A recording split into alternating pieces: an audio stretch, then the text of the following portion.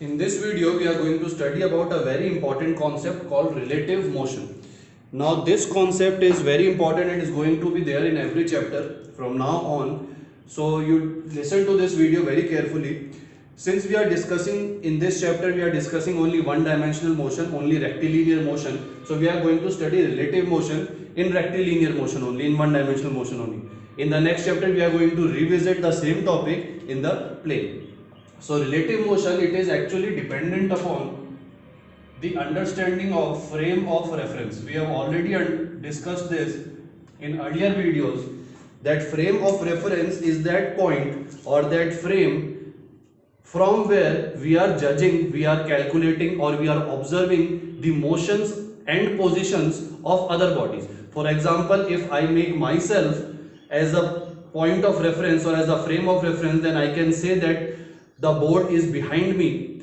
But if the board is the frame of reference, then what will be my position? My position will be ahead, in front of the board. So it depends on the frame of reference, which body is at what position and moving with what speed. So we are going to explore this topic here. So to understand relative motion, we will take two cases.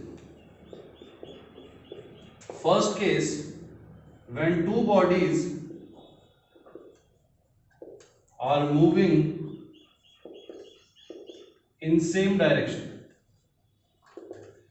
So let us say there are two cars, there is car A and there is car B, and they are moving in same direction. Car A is moving with velocity Va and car B is moving with velocity Vb. Now try to imagine this, whatever I am saying now, try to imagine this in real life. Suppose you are sitting in car A and you are going with a speed of, let us say, 60 kilometers per hour. Another car B comes from behind at a higher speed, let us say 100 km per hour. It is coming at a speed of 100 km per hour from behind you and then overtaking your car. Okay, so and we see this on the highways, on the roads very often. So you must have noticed when the other car is overtaking us, it does not seem that that particular car is moving at a very high speed. Now 100 km per hour is a high speed, but at the time of overtaking, we do not feel that it is going with 100 km per hour. We feel that it is going much lesser than 100 km per hour. Why does this happen? This happens because we are judging the velocity, we are calculating velocity of car B with respect to our own position, and our own position, our own velocity is changing with 60 km per hour. So that means, according to the formula of relative motion, the velocity that we are observing of B with respect to A, velocity of B with respect to A will be equal to Vb minus Va. That means when we are sitting in A and B is passing by with a speed of 100 km per hour, we do not calculate, we do not feel that it is going with 100 km per hour. We feel it is going with a speed of Vb minus Va, that is 100 minus 60, 40 km per hour, and that's why it seems that the other car is passing by, other car is overtaking at a very low speed because of this particular. So it is a very important formula, understand it carefully. Let us take second case. When two bodies are moving in opposite direction, let us say that they are coming towards each other. So same thing, there are two cars A and B. A is going in this direction with velocity Va and B is coming in this direction with velocity Vb. They both of them are moving in opposite direction. So again imagine the same thing, we are sitting in car A and we are going with a speed of 60 km per hour, and there is another car B which is coming in opposite direction with a speed of, let us now reduce the speed so that you can understand it properly. Let us say that the other car is coming with a speed of 30 km per hour. Now 30 km per hour is a very low speed. But when it crosses us, when the car B crosses us with this speed, we feel that it has crossed at a very high speed.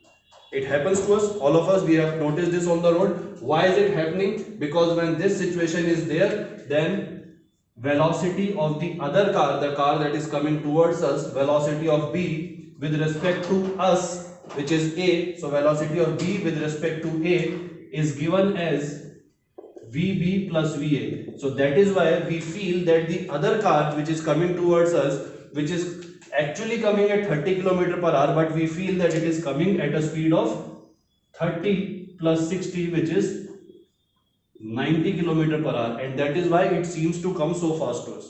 So that is all, both of these cases are because of the relative velocity. So this is another important formula.